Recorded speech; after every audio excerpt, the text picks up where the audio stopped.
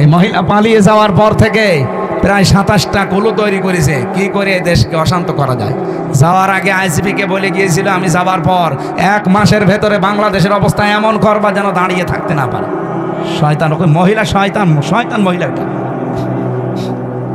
আমরা কোরআনে কারিমের সূরা ইউসুফের তাফসীর পড়েছি, শয়তান 2 প্রকার, একটা মানুষ শয়তান আর একটা জিন শয়তান। কি এই মানুষ শয়তানের ভেতরে আবার 2 প্রকার, একটা পুরুষ শয়তান, একটা মহিলা শয়তান। মহিলা শয়তান এত ভয়ঙ্কর, কোরআনে কারিমে আল্লাহ যেখানে মহিলাদের চক্রান্তের কথা দিয়েছেন সেখানে এমন নাম দিয়েছেন, ইন্না কাইদা কুন্না আযীম। আল্লাহ বলেন মেয়েদের চক্রান্ত বড় ভয়ঙ্কর। আযীম শব্দ যেখানে সেখানে আল্লাহ লাগান না, আমাদের নবীর চরিত্রে একবার লাগিয়েছেন, ইন্নাকা লাআলা খুলুকিন আযীম। এমন মহান চরিত্র আপনাকে দিয়েছি কিয়ামত পর্যন্ত মানুষের কুল কিনারায় পাবে না। এই জন্য আযীম এটা আল্লাহর নাম, যেখানে সেখানে আল্লাহ দেয় না। অথচ মেয়েদের চক্রান্ত এই কথা বলতে গিয়ে আমার আল্লাহ, এটা যদিও জুলাইখার নামে নাজিল হওয়া, কিন্তু কায়দা কন্যা এটা কিন্তু বহু বচন। এই কথা বুঝতেছে? এই বহু বচন দেওয়ার কারণ কি? কারণ জুলাইখাই শুধু শেষ না, যুগে যুগে জুলাইখার এরকম হাজারো ভাই বোন আসবে দুনিয়ায়। কে বলেন? জুলাইখা যেমন ষড়যন্ত্র করেছিল নবীর বিরুদ্ধে, জুলাইখার বোন যারা আসবে কিয়ামত পর্যন্ত এরাও ষড়যন্ত্র করবে নবীর ওয়ারিসদের বিরুদ্ধে। সেরকম জুলাইখা আমরা একটা পেয়েছিলাম। আলেমদের নামে বদনাম দিয়েছে, আলেমরা নাকি ধর্ষক। আল্লামা সাঈদীর নামে পর্যন্ত ধর্ষণ মামলা দিয়েছে। যেই মহিলাকে সাজিয়ে নিয়ে এসেছিল পিরোজপুর থেকে, যে বলবে যে আমাকে ধর্ষণ করেছে, অ্যাডভোকেট তাজুল ইসলাম আদালতে জিজ্ঞাসাও করেছে যে ওই মেয়ে, আপনাকে কি মাওলানা সাঈদী ধর্ষণ করেছে? বলছে জি হ্যাঁ। আপনার ওই সময় বয়স কত ছিল? আপনি জন্ম তারিখ বলেন। বলছে 1975 সালে আমার জন্ম।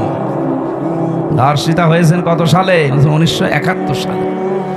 অ্যাডভোকেট তাজুল ইসলাম বলেছিল যে মাননীয় আদালত তাড়াতাড়ি এই পয়েন্টটা লেখেন, এ মহিলার জন্ম 75-এ, ধর্ষিতা হয়েছে 71-এ, ওইটাকে রুহের জগতে। ওই দিনই মামলা ঢিসমিস হয়ে যাওয়ার কথা না? করবে কে? বানানো তো, সব বানানো, হাসিনার সব বানানো, বিচার ব্যবস্থাও বানানো, বিচারপতিও বানানো, প্রসিকিউটরও বানানো, সাক্ষীও বানানো, বাদীও বানানো, সব বানানো, মহিলাও বানানো। নাই তো 75-এ জন্ম নিয়ে 71-এ ধর্ষিতা হয়, ওটা হলে নাই রুহের জগতে হতে পারে। কিন্তু মামলাটা ঢিসমিস হয়নি, কারণ বিচারপতি যারে বানিয়ে রেখেছিল কালামানি, ওর বিসি উড়িয়ে গেছে। শয়তান, ওর বিসি উড়িয়ে দিয়েছে। সিলেটের মানুষেরা পালিয়ে যাচ্ছিল, আমার সামনে পড়লে আমি গোড়া থেকে কেটে দিতাম। শয়তান।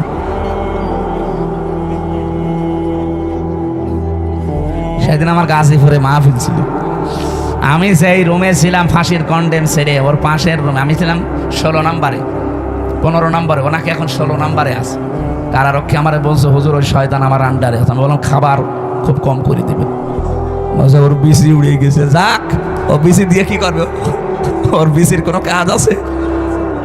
শয়তান আল্লামা সাঈদীকে বলে ফাঁসি দিতে পারলাম না, এই জন্য আমার জীবনের বড় আফসোস।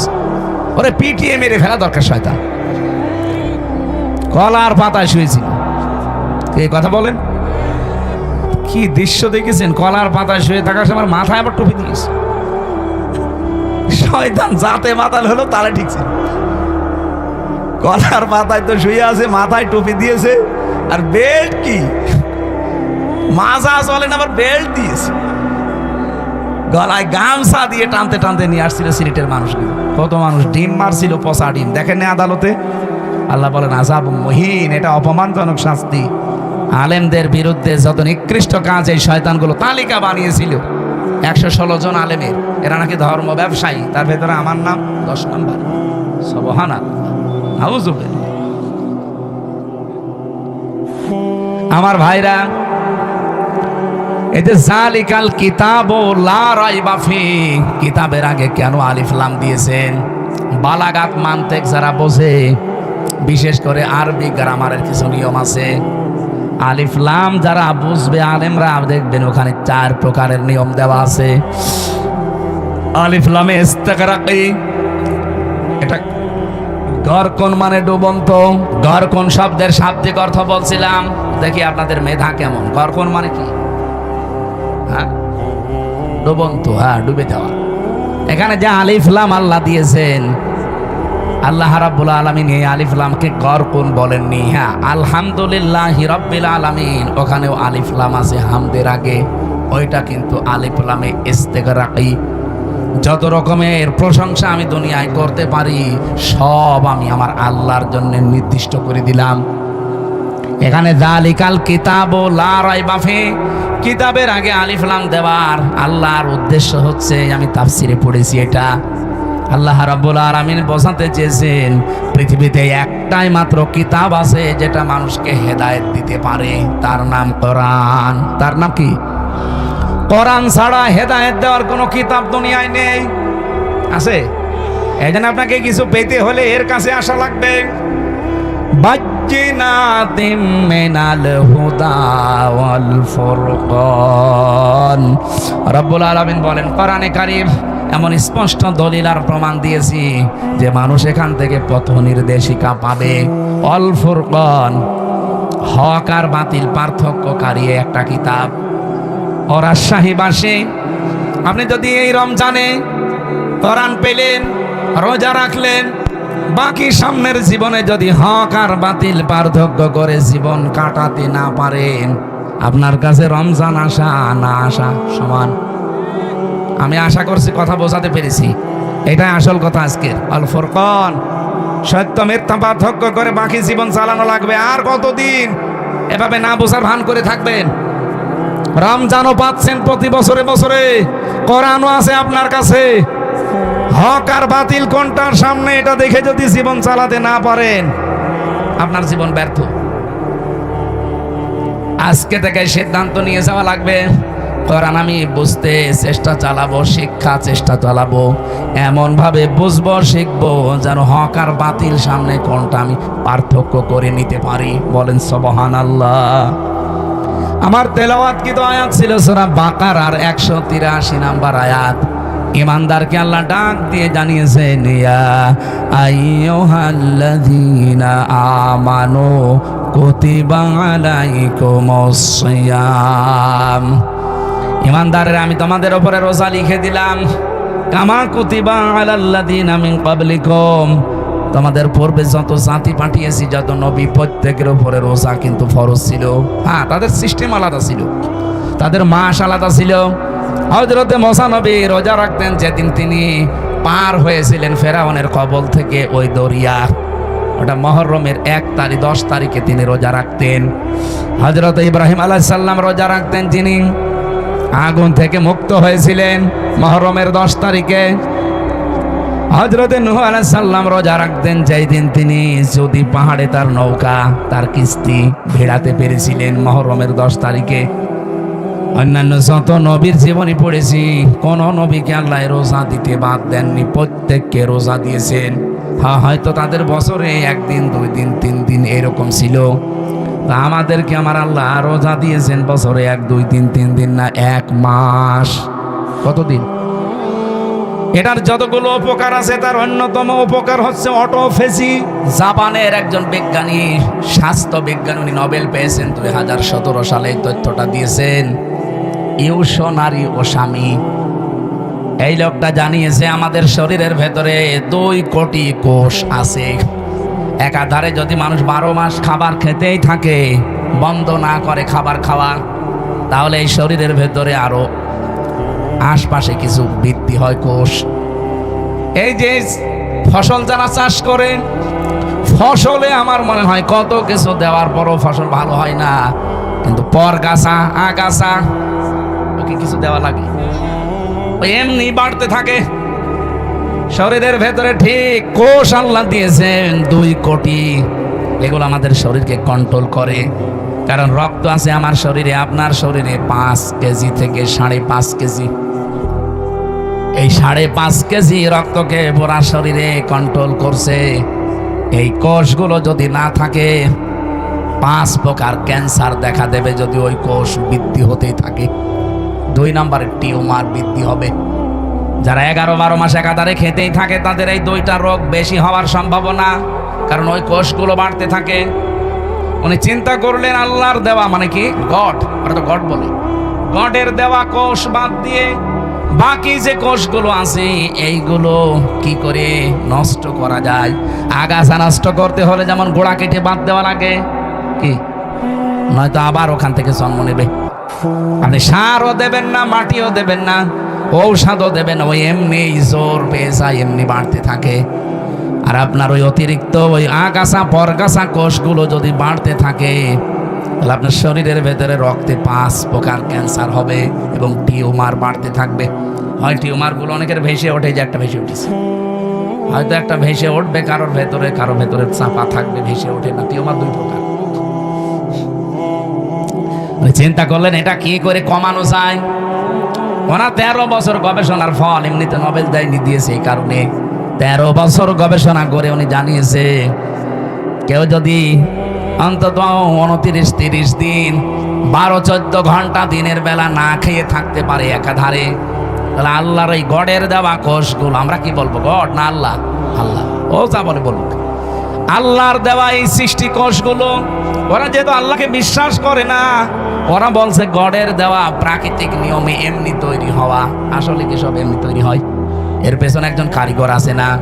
এই জন্য আমরা বলবো, একবারে বলেন তো কে? আরো জোরে বলেন কে? ওরা অন্য জাতির লোক, ওরা আল্লাহকে বিশ্বাস করে না, এই জন্য গড বলে চালায়, প্রাকৃতিক বলে চালায়। প্রকৃতিগত ভাবে তৈরি হওয়া এই কোষগুলো তখন ক্ষুধার্ত হয়ে যায়, তখন ওই যে আগাছা পরগাছা অতিরিক্ত বেশি ওই কোষগুলো তখন খাওয়া আরম্ভ করে। 30 দিন একাধারে খেতে খেতে পোড়া সাবার করে ফেলে, আপনাকে ওই আগের অবস্থায় আবার ফিরিয়ে দেয়। তখন ক্যান্সার থেকে, টিউমার থেকে আল্লাহ আপনাকে বাঁচিয়ে দেয়। আর ও লিখেছে যে আল্লাহ না বাঁচিয়ে দেয় আপনাকে গড। আমি আবার বলছি, ও যা বলে বলুক, তথ্যটা ঠিক আছে, ও গড বলুক আর প্রাকৃতিক বলুক, আমরা কি বলবো বলেন তো? আল্লাহ পাক 30টা রোজার দ্বারা এটা করেন। চিন্তা করলে এটা পাওয়া যাবে কোথায়? এই তথ্যটা পৃথিবীর কোন ধর্মগ্রন্থে আছে কিনা দেখি তো। 4,500 ধর্মগ্রন্থ আছে দুনিয়ায়। কত? 4,500 উল্লেখযোগ্য সেগুলো নিয়েছে। এই পৃথিবীতে সবচাইতে বেশি মানুষ বাস করে খ্রিস্টান ধর্মে। কোন ধর্মে? হয়তো ওরা বাইবেল পড়ে, দেখেন না, ত্রিপিটক পড়ে। এই পৃথিবীতে 2 নম্বরে বেশি মানুষ বাস করে ইসলাম ধর্মিক।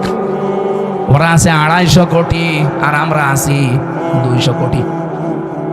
যেভাবে মুসলমান আরম্ভ হয়েছে সারা বিশ্বে, বিশেষ করে ইংল্যান্ডে, আমেরিকায়, মুসলমান যেভাবে বৃদ্ধি হওয়া আরম্ভ হয়েছে, আমাদের চরিত্র, আমাদের অ্যাক্টিভিটিস, আমাদের যদি কাজকর্ম আরো উন্নত হতো, সাহাবীদের মতো মুসলমান আরো বেড়ে যেত।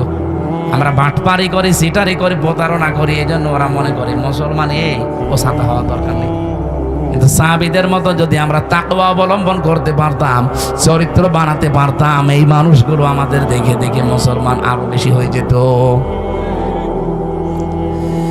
4,500 ধর্মীয় গ্রন্থগুলো একটা একটা করে মিলিয়েছে। কোন ধর্মীয় গ্রন্থ পাইনি যে এই তথ্যটা পাওয়া যাবে। শেষ পর্যন্ত মুসলমানদের ধর্মীয় গ্রন্থ কোরআনে কারীম, সূরা বাকারার আমি যে আয়াত পড়েছি 183 নম্বর আয়াতের পরের আয়াত শেষের অংশে, সূরা 80 নম্বর আয়াত, ওয়া আনতাসুমু খায়রুল লাকুম ইন কুনতুম তা'লামুন। বলেন আল্লাহু আকবার। রব্বুল আলামিন বলেন, তোমরা যদি রোজা রাখো তোমাদের জন্য ভালো হবে, এটাই তোমাদের কল্যাণ হবে। কি কল্যাণ হবে? উনি এখানে 27টা পয়েন্ট দিয়েছেন যে রোজা রাখলে এই কল্যাণ হয়। তার 1 নম্বরে আপনার ওই অতিরিক্ত পরগাছা আগাছা ওই কোষগুলো আসল কোষ ধ্বংস করে ফেলবে। যুগে যুগে আল্লাহ বিধানটা এমনি দেয়নি, এই কারণেই দিয়েছেন। আমরা যদি রোজা রাখি, কত বড় মারাত্মক 2টা অসুখ থেকে আপনি বাঁচতে পারবেন, একটা ক্যান্সার আর একটা টিউমার। এই কথা বলেন না কেন? 2 নম্বরে রোজা রাখলে মানুষ সুস্থ থাকে।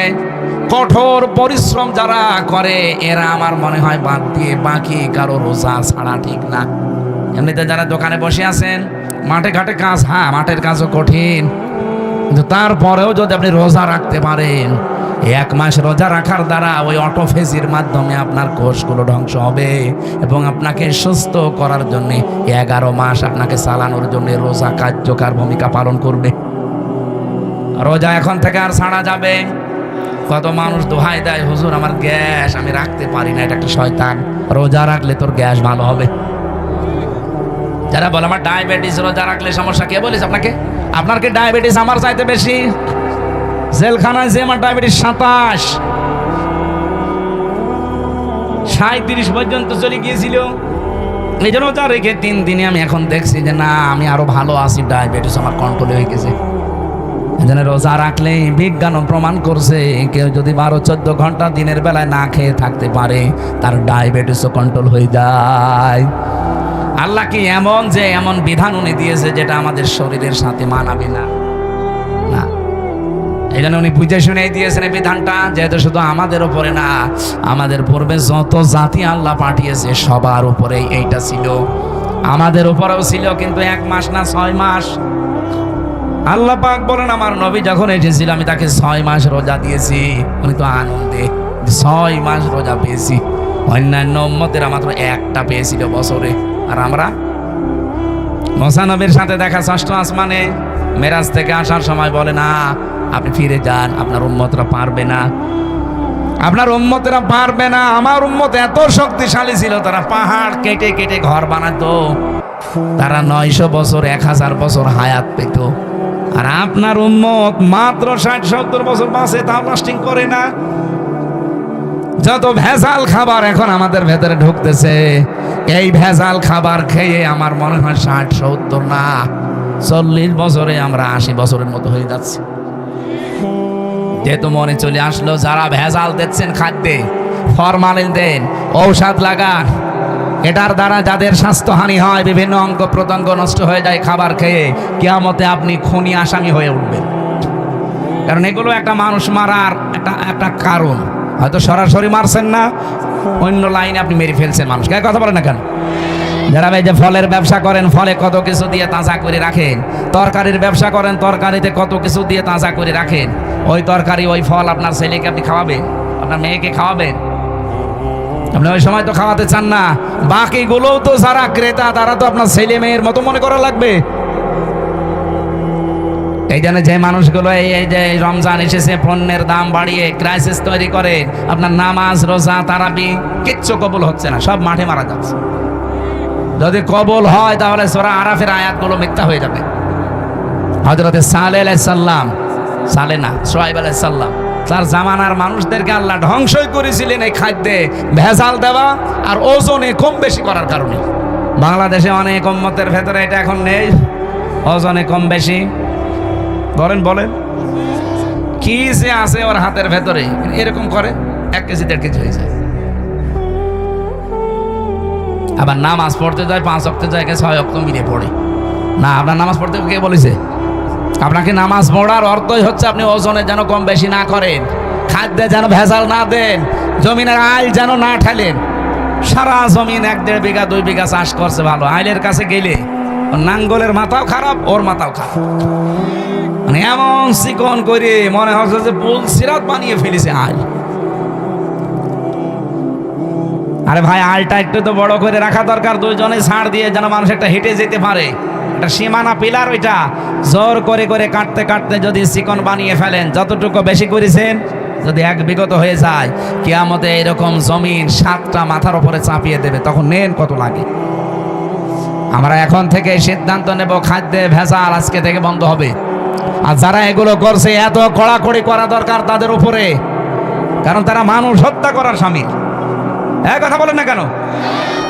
খাদ্যে ভেজাল দেওয়া, ফরমালিন দেওয়া, ঔষধ দেওয়া, এবং যারা পণ্যগুলো ক্রাইসিস করে তৈরি করে আটক করে রেখে, এই রোজার মাস আসলে মানুষ এগুলো বেশি করে। আমি বিশ্বের অন্যান্য দেশের সাথে মিলালাম, তারা মুসলমানেরা রোজার মাস আসলে অন্য মাসে যদি 100 টাকা কেজি থাকে, রোজার মাস হলে 70 টাকা করে দেয়। আর এই দেশে যদি 70 থাকে, রোজার মাস হলে 100 টাকা করে। আপনার এত দরকার, লাভ ক্ষতি এইটার আসল মালিক কে? আরো জোরে বলেন না। আমরা তো এটা মনে করি না, তাহলে রোজার মাসে রোজাদারদের, আল্লাহরে বান্দা বান্দিদের কষ্ট দেওয়ার জন্য বাড়িয়ে দিতাম না। মনে করে না আমার লাভ বেশি করা লাগবে। আরে ভাই, লাভ আপনার হবে 170-এর জায়গায় 100 টাকা, 70-এর জায়গায় 100 টাকা নিয়ে আসবেন, এদিকে আর এক রাস্তা খুলে দেবে আল্লাহ, 200 টাকা চলে যাবে। এই মাথার ভেতরে যেগুলো আছে, একটা যদি নাট বল্টু ঢিল হয়ে যায়, আপনি টের পাচ্ছেন, শেষে 100 না, ওরকম 1000-100 যাবে। কম্পিউটারে দেখলাম মাথার ভেতরে আছে ফ্রন্টাল লব, অক্সিপিটাল লব, প্যারাইটাল লব, টেম্পোরাল লব, মোটর কর্টেক্স, সেন্সরি কর্টেক্স, লব 70,000 তার দিয়ে, রগ দিয়ে আল্লাহ পুরা মাথাটা পুরা শরীরের সাথে কন্ট্রোল করছে। বিজ্ঞান এখন দেখাচ্ছে যদি একটা তার অকেজ হয়ে যায়, হামজা পাগল হয়ে যাবে, নিজের পায়খানা নিজে খাবে। আপনি কার দিকে ভরসা করে জোর করেন বলেন? আল্লাহর বিধান বাদ দিয়ে আপনি আন্দাজে উপায় করছেন, এগুলো থাকবে না। এই জন্য খাদ্যে ভেজাল, ফরমালিন এগুলো মুক্ত হওয়া দরকার। এই মুহূর্তে সিদ্ধান্ত নেওয়া লাগবে। রোজা এসেছে এগুলো দেওয়ার জন্য। কামা কুতিবা আলাল্লাযীনা মিন ক্বাবলিকুম, এর পূর্বে যত জাতি তাদেরকে রোজার এই শিক্ষায় ছিল। নবীজি বললেন আমি তো আনন্দেই ছিলাম। মুসা নবী আমাকে বলছে আপনি কমান, পারবেন আপনার উম্মত। আমি বারবার গিয়েছি, আল্লাহ কমিয়েছে, শেষে 1 মাস। মুসা নবী আবার বলছে যান, আবার কমান, না আমার লজ্জা করে, যা নিয়েছি এইটাই হোক। সঙ্গে সঙ্গে জিবরাইল এসে বলে হে রাসূল, আল্লাহ কিন্তু 1 মাসই রোজা লিখে দিয়েছিলেন। আল্লাহ যেটা লেখে ওইটা কি পরিবর্তন হয়? যেহেতু আপনার কনসিডারের কারণে আল্লাহ কমিয়ে দিয়েছে, কিন্তু পরিবর্তন হবে না। আপনার উম্মতদেরকে বলবেন ওরা যদি 1 মাস হক আদায় করে রোজা রাখতে পারে, মহান আল্লাহ তাদেরকে 6 মাস রোজা রাখার সওয়াব দিয়ে দেবেন। হাদিস, বিশ্ব নবী বলেন ওই লোকটার রোজায় আল্লাহর কোনো দরকার নেই যে লোকটা রোজা রেখেও মিথ্যা কথা ছাড়তে পারে না। এদেশে তো নেই।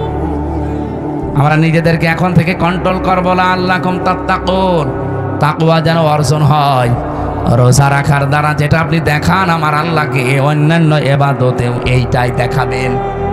আল্লাহ কম বেশি সবাইকে এই আয়াতের উপরে তাদের জীবন চালানোর তৌফিক যেন দান করেন, বলেন আমিন। এই বিধানটা মানতে গিয়ে কত কন্ট্রোল ভাবে মানুষ চলে। কেউ না দেখলে আল্লাহ দেখছে, এই ভয়ে কোনো হারাম জিনিস খেতেও চায় না। কি বলেন বলেন? অথচ এই মানুষটা বাকি 11 মাস বাবা শাহজালাল সব হালাল। না, এইভাবে চলতে হবে না। রোজার শিক্ষাটা আমাদের জীবনে যেন কাজে লাগে। কুতিবা আলাইকুম, কুতিবা শব্দ দিয়ে আল্লাহ যতগুলো আয়াত নাজিল করেছেন, কুতিবা আলাইকুমুল কিতাল, কুতিবা আলাইকুমুল কিসাস, কুতিবা আলাইকুমুস সিয়াম, প্রত্যেকই ফরজ। আপনি শুধু সিয়াম ফরজ মনে করেন, অনেকে কিসাসকে ফরজ মনে করে না, বলে এটা দুনিয়ার কাজ, এটা খারাপ কাজ, এটা বড় কাজ।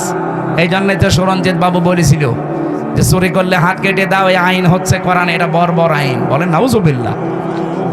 কুতিবা আলাইকুমুল কিতাল, তোমাদের উপরে যুদ্ধ জিহাদ আমি ফরজ করে দিলাম, লিখে দিলাম। এই কথা শুনলে অনেক মানুষ মনে করে এটা জঙ্গিবাদের কাজ। জিহাদকে যারা জঙ্গি মনে করে তারাই আসল জঙ্গি।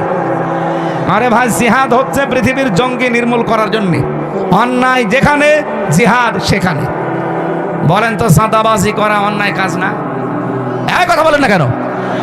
সুতরাং চাঁদাবাজি যেখানে, প্রতিবাদ সেখানে, এইটার নামই জিহাদ।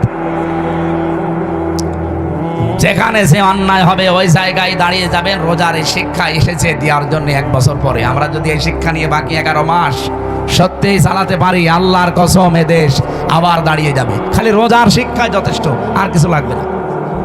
27টা বললাম না শিক্ষা আছে রোজার। 1 নাম্বার, আমাদের শরীরের রোগ 2টা গুরুত্বপূর্ণ থেকে আল্লাহ বাঁচাবে রোজার দ্বারা। 2 নাম্বারে, বিপদে পড়লে এমন জায়গা থেকে আল্লাহ সাহায্য পাঠাবে আপনার ধারণাও নেই যে এখান থেকে সাহায্য আসতে পারে। এরকম প্রায় 9টা বিষয় আমি কোরআনে পড়েছি। এই জন্য আমরা রোজা রাখার দ্বারা এগুলো পেতে চাই। যেহেতু সামনে 11:30 বাজে, সামনে সেহরিয়া তাহাজ্জুদের নামাজ আর মনে হয় 40 মিনিট পরেই দাঁড়াবো। আর বলা ঠিক হবে না, আগামীতে আবার আসবো ইনশাআল্লাহ। আল্লাহুম্মা আমিন।